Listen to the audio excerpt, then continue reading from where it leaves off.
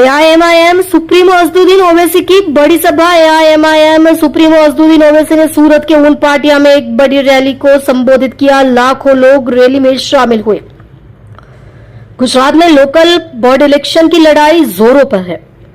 अब AIMIM supremo Asaduddin Owaisi ने BJP और कांग्रेस के पुराने गढ़ों में सेंध लगाने के लिए खुद मोर्चा संभाल लिया है। सूरत के ऊन और लिंबायत जैसे मुस्लिम बहुल इलाकों में जनसभाओं को संबोधित करते हुए ओवैसी ने गुजरात सरकार के uniform civil code UCC bill और केंद्र की नीतियों पर कड़े हमले किए। उन्होंने साफ कहा, हम क्रिमिनल हो सकते हैं लेकिन हम इस्लाम नहीं छोड़ने वाले हैं। यूनिफॉर्म सिविल कोड पर सवाल। सूरत की धरती से ओवैसी ने यूनिफॉर्म सिविल कोड यूसीसी को लेकर बीजेपी सरकार को घेरा। उन्होंने सवाल किया, आप मुसलमानों पर हिंदू शादी और प्रॉपर्टी बंटवारे के कानून क्यों थोप रहे हैं।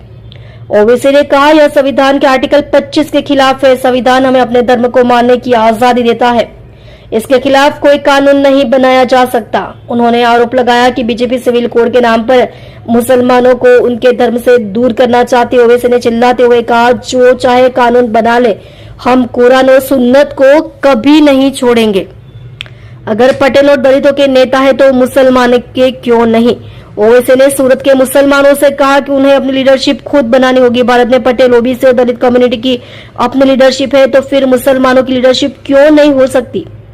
उन्होंने कहा कि 10 काउंसिलर जीतने पर ही वार्ड में डेवलपमेंट होगा, बारिश के पानी की प्रॉब्लम सॉल्व होगी और सच की आवाज गूंजेगी। उन्होंने लोगों से डर छोड़कर अपने हक के लिए खड़े होने की अपील की।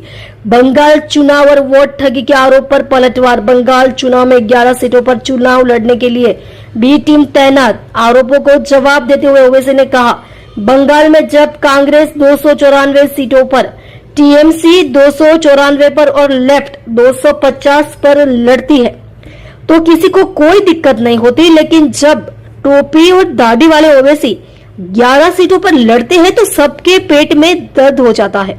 उन्होंने चुनौती दी कि अगर आप में दम है तो बाकी 270 से ज्यादा सीटें जीतकर बीजेपी को हराए।